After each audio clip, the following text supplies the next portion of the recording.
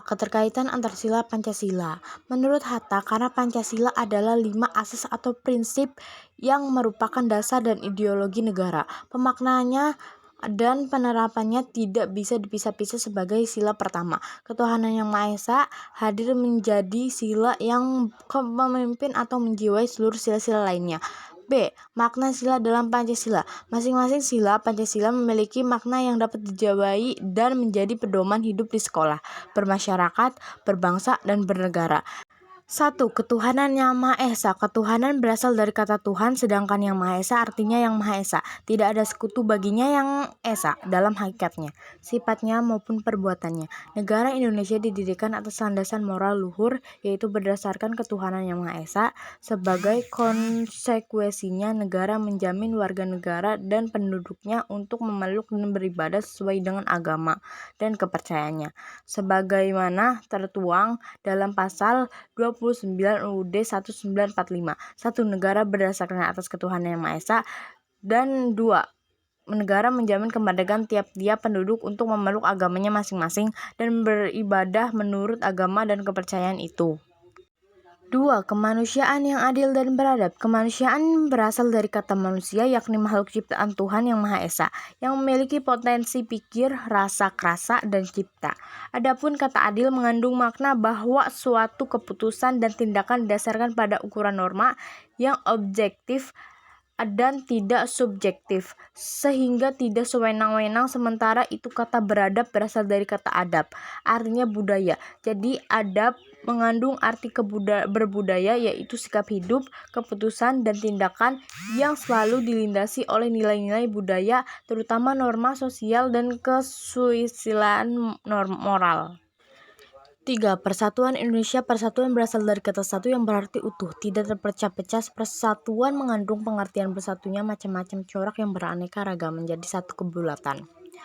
Sila Persatuan Indonesia menghendaki agar seluruh bangsa Indonesia dapat selalu mengembangkan persatuan di tengah aneka perbedaan yang ada. Selain itu, menciptakan kerukunan hidup di tengah masyarakat. Persatuan juga menjadi hal utama yang perlu diwujudkan dalam keseharian demi cita-cita atau tujuan bersama bangsa Indonesia, yaitu kehidupan yang adil dan makmur.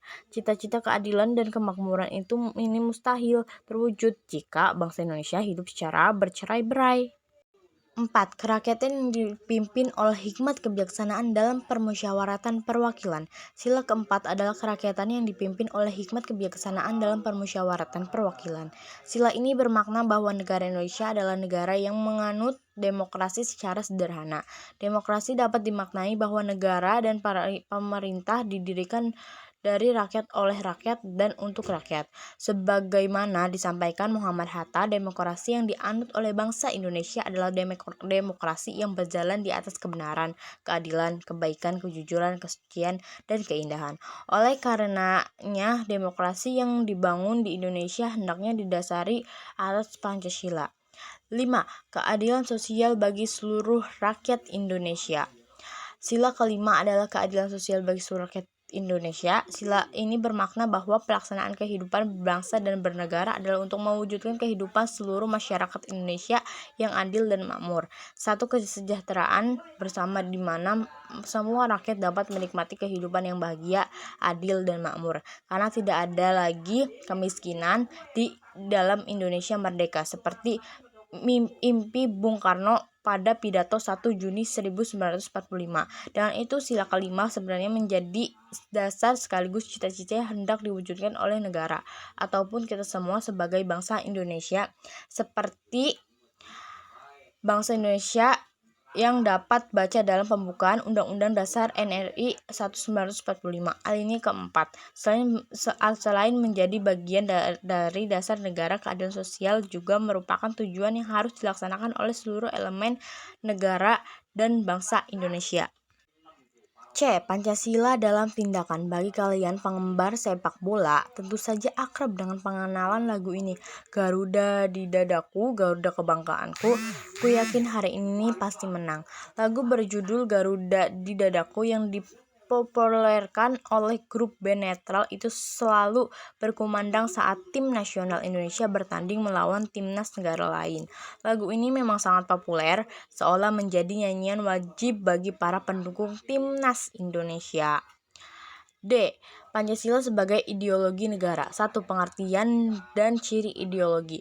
Ideologi berasal dari dua kata bahasa Yunani, yaitu ideos yang berarti ide dan logos yang berarti pengetahuan. Istilah ideologi kemudian memiliki arti umum sebagai seperangkat pengetahuan, nilai, keyakinan, dan pandangan dunia yang menjadi landasan pemikiran dan tindakan seorang atau kelompok dalam bidang politik, sosial, ekonomi, dan budaya. Ideologi juga berfungsi menuntun seorang atau kelompok dalam memahami dan berperilaku terhadap dunia dan sesamanya. Koento Wibosono menemukan ada 3 unsur esensial yang termuat di dalam ideologi. 1. Keyakinan dalam arti bahwa setiap ideologi selalu menunjukkan adanya gagasan-gagasan vital yang sudah diyakini kebenarannya untuk dijadikan dasar dan strategi tercapainya tujuan yang telah ditentukan. 2. Mitos dalam arti bahwa konsep ideologi memitoskan suatu ajaran yang secara optimis pasti akan menjamin tercapainya tujuan melalui cara-cara yang juga telah ditentukan.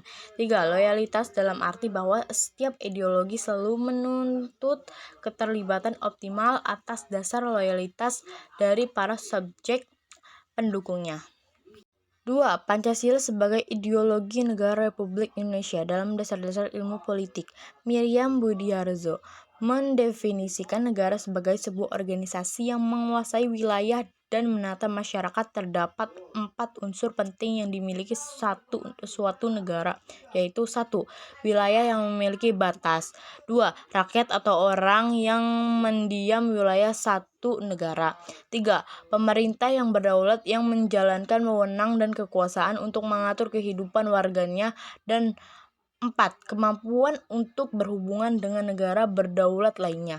Dengan kekuasaan wilayah dan kebesaran penduduk yang terdiri dari berbagai macam etnis, suku, budaya, bahasa, agama, dan kepercayaan, Indonesia niscaya memerlukan sebuah ideologi untuk menjaga keberlangsungan keberadaban dan mencapai tujuan. Tujuan diberikan negara Republik Indonesia adalah mewujudkan masyarakat yang adil dan makmur. Dalam hal ini Pancasila berpenduduk sebagai ideologi negara Republik Indonesia, karena Pancasila merupakan kepribadian bangsa Indonesia. Pancasila sebenarnya bukan hal yang asing bagi masyarakat Indonesia itu sendiri.